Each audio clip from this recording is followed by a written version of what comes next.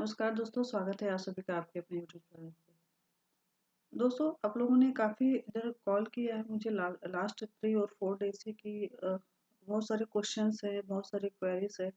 बहुतों का मैं कॉल अटेंड कर पाई बट बहुतों का कॉल मैंने रिसीव नहीं कर पाया है।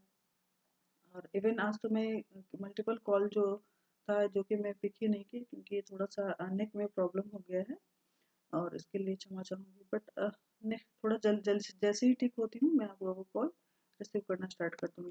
बेसिकली वीडियो बनाने का जो पर्पस था, जो आप लोग का जो क्वेरी है उसको मैं थोड़ा सॉर्ट आउट यहाँ करना चाह रही हूँ। इसमें देखिए 2-3 क्वेश्चंस हैं। पहले मैं बारी-बारी से सब चीज़ों को देखते चली जाऊँगी। आप लोगों ने पूछा था जो आज भी कॉल आया था और कल परसों भी जो कॉल आया था जिसमें 1 आध 2 कॉल मैंने जो अटेंड किया है, उसमें आप लोगों का जो क्वेरी था कि मैम क्या जो डॉक्यूमेंट्स है उसको हम लोग को भेजना भी है आयोग के कार्यालय में। तो अब देखिएगा कि जो फॉर्म है उसमें 3rd नंबर पे क्लियर कट लिखा हुआ है। अब जो सूचना है, नोटिफिकेशन है विज्ञापन का, 3rd नंबर में जब ऑनलाइन आवेदन पत्र भरने से संबंधित जो भी निर्देश दिए हुए हैं, क्लियर कट लिखा हुआ है कि आयोग कार्यालय में स्पीड पोस्ट अथवा निबंधित डाक के माध्यम से हार्ड कॉपी एवं सभी प्रमाण पत्र, है ना, केवल आपको ऑनलाइन जो आपने फॉर्म फिलअप किया था उसकी ही हार्ड कॉपी नहीं बल्कि आपका जो एजुकेशनल क्वालिफिकेशन है उसको भी दीजिए। ठीक है, हार्ड कॉपी के रूप में आप उसको प्रोवाइड करिएगा और ये 24 तारीख तक आयोग के कार्यालय में शाम 5 बजे तक यहाँ पहुँच जाना चाहिए। ठीक है, तो आप इस चीज़ को समझिएगा। फिर से आप देख लीजिए लाइन में क्या लिखा हुआ है कि जो आवेदन की हार्ड कॉपी एवं सभी प्रमाण पत्र, मतलब आपका जो एप्लीकेशन जो आपने फिलअप किया है, देन आफ्टर आपका एजुकेशनल जो क्वालिफिकेशन है और अगर एक्सपीरियंस है वो भी लगा दीजिएगा तो अच्छा ही रहेगा। तो दोनों सारे डॉक्यूमेंट लगा करके हार्ड कॉपी आप 24 तारीख तक सेंड करें, मतलब वहाँ पहुँच जाना चाहिए, उसके पहले सेंड करें ताकि वहाँ तक पहुँच जाना चाहिए। एक प्रश्न आपका ये था। आते हैं दूसरे प्रश्न की ओर, है ना। कुछ लोगों ने कहा था कि मैम बाहर के लोगों के लिए भी सीट का क्या प्रोविजन है। तो देखिए ऐसा कुछ क्लियर नहीं इसमें लिखा है। अब जो भी पोस्ट आया है ये ओपन फॉर ऑल है। ठीक है, आपका बस एजुकेशनल क्वालिफिकेशन होना चाहिए। जो आपका क्वालिफिकेशन, अभी भी आप लोग इसको लेकर संदेह में बैठे हुए हैं कि क्या क्वालिफिकेशन है। आप लोगों में कुछ लोगों ने कहा था कि मैम 2 साल मैंने केमिस्ट्री से पढ़ाई की है बट 3rd ईयर मैंने अदर सब्जेक्ट के यहाँ से पढ़ाई की है, तो फिर मैं एप्लीकेबल हो पाऊंगा कि नहीं। तो ऐसे अभ्यर्थी नहीं एप्लीकेबल हो पाएंगे। और एक चीज़ और कि बहुत सारे ऐसे अभ्यर्थी हैं जो कि बिहार से नहीं है, बिहार के बाहर से। कुछ लोग आज आंध्र प्रदेश से कॉल किए थे, कुछ एमपी से, कुछ यूपी से कॉल किए, कुछ दिल्ली से, कुछ गुरुग्राम से कॉल कर रहे हैं। तो उनका जिनका भी ये प्रॉपर क्वालिफिकेशन यहाँ जो लिखा हुआ है ना, ये क्वालिफिकेशन आप क्लियर कर देख रहे हैं, है ना। जो आपका नोटिफिकेशन है उसमें लिखा हुआ है कि जो स्नातक में या तो रसायन या फिर केमिस्ट्री लेकर के, मतलब ये सिंपल ग्रेजुएशन का बैचलर डिग्री होगा आपका, या तो केमिस्ट्री ऑनर्स होगा या आपका, या फिर एनवायरमेंट ऑनर्स होगा, है एनवायरमेंट साइंस ऑनर्स पेपर होगा। और ये भी कहाँ, जहाँ पे ये ऑनर्स पेपर का कल्चर होगा। ठीक है, अदर स्टेट में बहुत जगह ये ऑनर्स पेपर का कल्चर नहीं है, लेकिन उनका सब्जेक्ट वही रहता है, मेन सब्जेक्ट होता है कि केमिस्ट्री, तीनों साल आपका केमिस्ट्री रहा होगा, ठीक है, या एनवायरमेंट साइंस रहा होगा, तो वो लोग इसके लिए एलिजिबल हैं। जबकि बिहार में सिर्फ ये बिहार झारखंड में ऑनर्स पेपर का कल्चर होता है। उसी तरीके से यहाँ पर देखिएगा अथवा रसायन, है ना, रसायन में इंजीनियरिंग या बीटेक की डिग्री। तो बहुत सारे लोग ये चीज पढ़ते हुए पूछते हैं कि मैम मेरा केमिकल इंजीनियरिंग है, ये तो लिखा हुआ ही है ना। तो इसको भी देख लीजिए, इसके साथ साथ केमिकल, सिविल और एनवायरमेंट साइंस और पब्लिक हेल्थ इंजीनियरिंग हो गया आपका, या फिर आपको बायोटेक्नोलॉजी, इनमें आपका इंजीनियरिंग है या बीटेक है तो आप अप्लाई कर लीजिएगा। या फिर ब्लाइंडिंग और बैचलर में आपकी डिग्री है, मीन्स बैचलर की डिग्री है, तब आप अप्लाई कर लेंगे। फिर से बोल रही हूँ, केवल एक बार एग्जामिनेशन होगा, 2 पेपर में होंगे। हाँ, एक प्रश्न और था कि मैम अलग अलग दिन में एग्जामिनेशन होगा, तो मोस्ट प्रोबेबली जहाँ तक मुझे जानकारी है कि सेम डे में एग्जामिनेशन हो जाएगा, किसी भी संडे को पड़ेगा या फिर जैसा आयोग सुविधा अपना देखेगा, है ना। अप्रैल के बाद में कभी भी एग्जामिनेशन हो सकता है आपका, ठीक है, क्योंकि बहुत अधिक मात्रा में अभ्यर्थी नहीं है। ठीक है, तो हो सकता है कि वो पटना में ही हो जाए एग्जामिनेशन आपका, और एक ही बार में एग्जामिनेशन होगा और एक ही दिन में, ठीक है। मतलब एक एग्जामिनेशन मान लीजिए फॉर एग्जांपल कि आपका मई का सेकंड या थर्ड वीक में होना है, मान के चलिए। ये मतलब ये ऑथेंटिक नहीं है, मैं एक अजम्पशन लेकर चल रही हूँ कि मई का सेकंड या थर्ड वीक में अगर एग्जामिनेशन होता है तो 10 से 12 हो जाएगा पेपर वन, उसके बाद 2 से 4 हो जाएगा पेपर टू।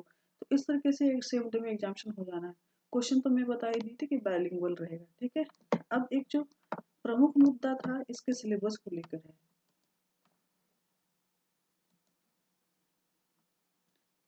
देखिए सिलेबस में ना कुछ चीज़ें आपको कॉम्प्लिकेटेड है। मैं फिर से बोल रही हूँ कि 2 पेपर है। एक तो सिंपल जैसा लिख रहा है कि जीएस है, जिसमें कि करंट अफेयर्स हो गया, और थोड़ा-सा साइंटिफिकल एस्पेक्ट्स, मतलब जो आपके डे टू डे आप लाइफ में जो ऑब्जर्व कर रहे हैं, जो एक्सपीरियंस है आपका, उनसे संबंधित जो भी आपका साइंटिफिकल एस्पेक्ट होता है, उनसे संबंधित प्रश्न पूछे जाएँगे, ठीक है? और इसके बारे में मैं आपको थोड़ा-सा और समझाऊँगी। अभी मैं संक्षिप्त में बता दूँ, जैसे कि आप बाहर निकलते हो, है ना? तो बाहर रोड में क्या देखते हैं? पेड़ दिखते हैं, ठीक है? सड़क देखते हैं, गाड़ियाँ देखते हैं, लोग नज़र आते हैं। तो ये आपका प्रेक्षण है, अनुभव है, ठीक है? इनसे जुड़े सब्जेक्ट की ओर हम चलते हैं, तो बहुत सारे सब्जेक्ट इसमें इन्वॉल्व हो जाते हैं, ठीक है? तो विस्तृत रूप से और मैं समझाऊँगी अभी, और हो सकता है मोस्ट प्रोबेबली पहले दिन क्लास में इन चीज़ों को मैं आपको बताऊँगी ही। फिर भी मैं आपको संक्षिप्त में बता रही हूँ कि जितना इन्होंने लिखा है, उससे बियॉन्ड है आपका सिलेबस, ठीक है? यहाँ पे जितना इन्होंने लिख दिया है उससे हम लोग को ज़्यादा समझ के चलना है। जो पेपर 2 है, जो कंपल्सरी पेपर 2 है, वो भी जितना इन्होंने लिख दिया है, ठीक है? 3 आपका 5 पार्ट्स में आपका डिवाइडेड है। एक हो गया सॉलिड वेस्ट मैनेजमेंट हो गया, ठीक है? फिर आपका लिक्विड वेस्ट मैनेजमेंट हो गया, फिर आपका थर्ड में हो जा रहा है हैजार्डस हो जा रहा है। देन आफ्टर हम जाते हैं तो चौथा और पाँचवा टॉपिक 2 और है, जो कि एक तो इसमें आपका रूल्स रेगुलेशन और उसके कंप्लायंस की ओर जाता है। फिफ्थ जो होता है वो एनवायरमेंटल इम्पैक्ट असेसमेंट है, मतलब कि पर्यावरण से जुड़े सब महत्वपूर्ण तथ्यों का मूल्यांकन करना है, ठीक है। और भी बहुत सारी चीजें हैं जो कि हम लोग को यहाँ पे फिफ्थ टॉपिक में पढ़ना। फिफ्थ टॉपिक अपने आप में एक चैप्टर है, ठीक है, एक टॉपिक नहीं है, वो एक चैप्टर है, और उसमें मल्टीपल टॉपिक्स आ जाते हैं। फोर्थ वाला हद तक कुछ रूल्स रेगुलेशन है और उसके कंप्लायंस के बारे में हम लोग देख सकते हैं। लेकिन रूल्स रेगुलेशन किसके बारे में? तो अगर हम इसको डिवाइड करते हैं तो हो सकता है आपका वो जो ऊपर के तीनों टॉपिक्स है उनसे संबंधित अलग अलग रूल्स रेगुलेशन आपको मिलेंगे, है ना। लाइक हैजार्डस वेस्ट मैनेजमेंट का अलग रूल है, ठीक है, सॉलिड वेस्ट मैनेजमेंट का अलग रूल है, और लिक्विड का भी अलग रूल है। तो कहने का मतलब अगर हम जाएंगे तो इसके कंप्लायंसेस की ओर बढ़ते हैं, तो ये भी टॉपिक अपने आप एक बड़ा टॉपिक बन जाता है, ठीक है। तो मैं यहाँ पे थोड़ा सा जो एक्सप्लोर की हूँ या फिर चीज़ों को समझ रही हूँ, मैं आपको थोड़ा समझाने की कोशिश, क्योंकि आपका भी बहुतों ने पूछा है मैम क्या पूछा जाए, कि क्या पूछा जाए, कितना पढ़ना, किस सिलेबस को पढ़ना होगा, सिलेबस से ही पूछा जाएगा। तो थोड़ा सा समझा रही हूँ, आराम से सुनिएगा, समझिएगा। देखिए, जो आपका पहला पेपर बोलता है, ठीक है, कि मैम ये जो करंट अफेयर्स और साइंटिफिकल एस्पेक्ट, मतलब वैज्ञानिक पहलू जो दिया हुआ है, तो क्या हम लोग इतना पढ़ लेंगे तो काम हो जाएगा? तो अभी अगर मेरा अगर जवाब पूछा जाए, अगर आप मेरा मंतव्य लेना चाहेंगे, तो मैं क्लियर कट बोल देती हूँ कि ये बिल्कुल ही गलत होगा कि आप सिर्फ और सिर्फ इन जो टॉपिक्स दिए उनको आप पढ़ के जाएंगे। मैं फिर से बोल रही हूँ कि यहाँ पे बीच में आपको लिखा हुआ है कि तथा दैनिक प्रश्न से संबंधित विषयों और उसके पहलू। तो आप, मैं फिर से बोल रही हूँ कि अगर आप मार्केट जा रहे हो या बाहर जा रहे हो तो आप बहुत सारी चीज़ों को देखते हैं। तो दैनिक परिचय में मतलब क्या आ गया?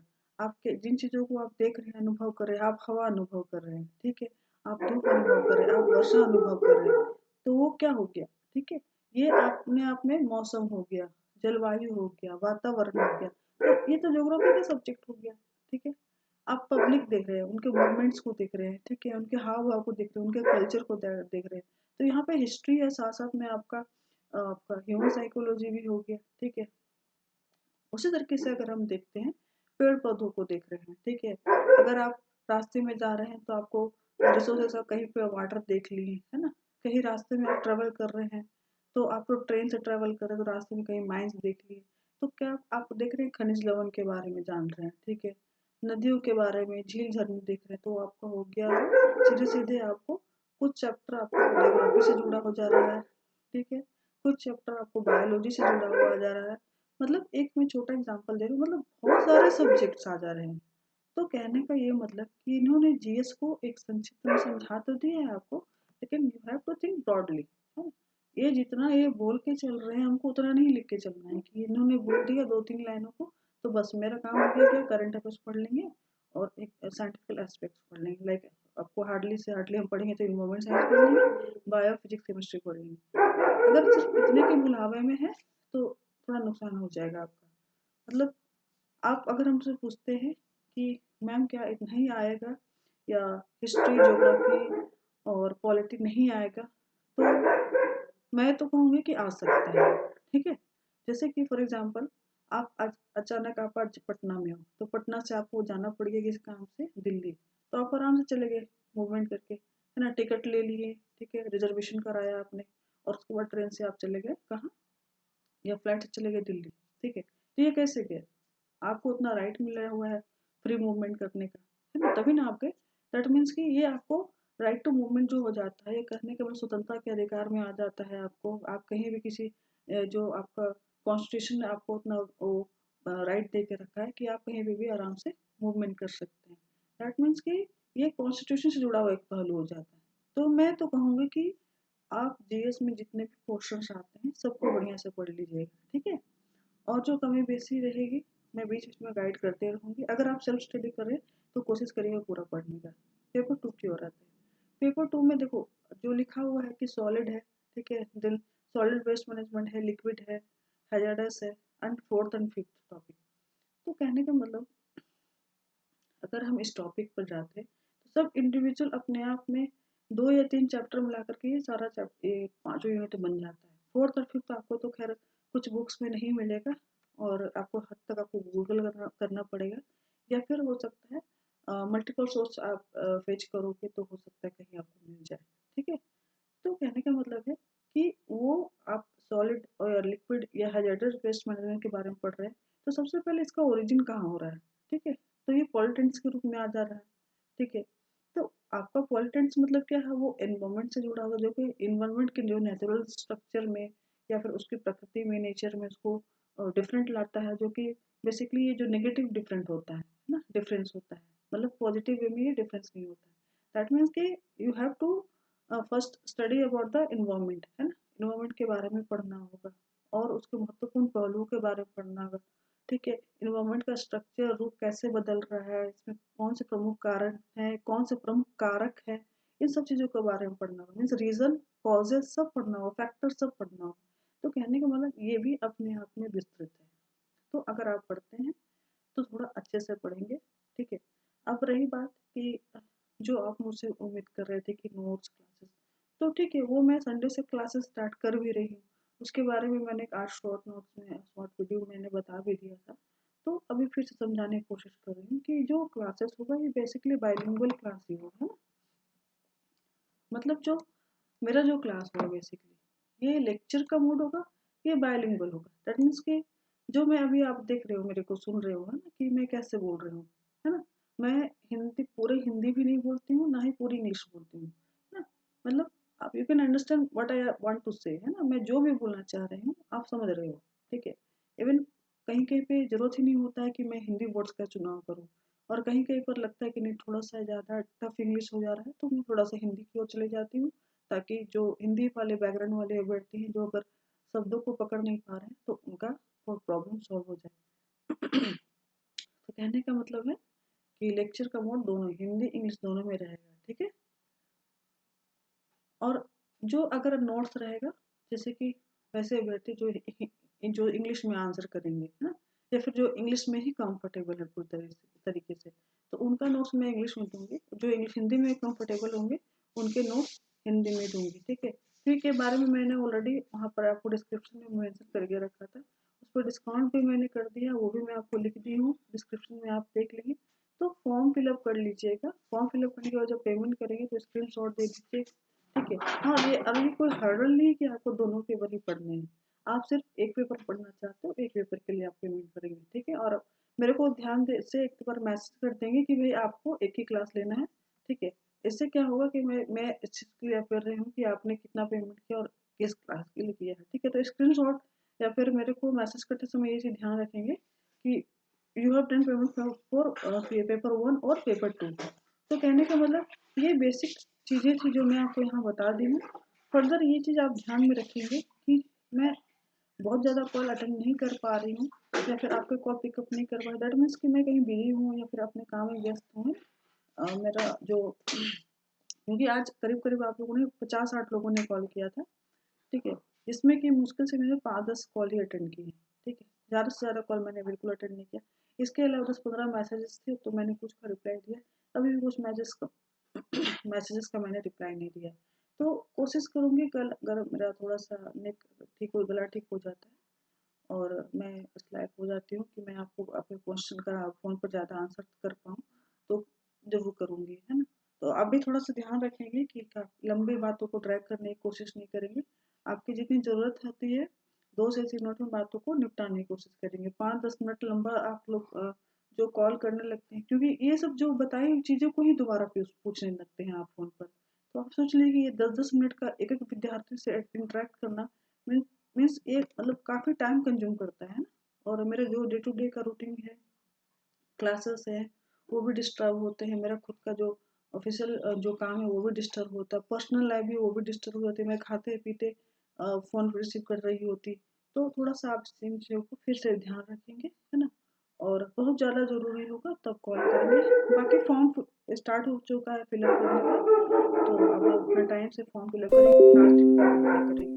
वीडियो देखने के लिए बहुत बहुत धन्यवाद।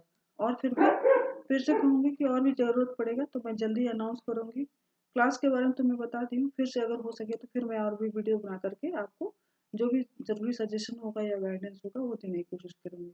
Thank you.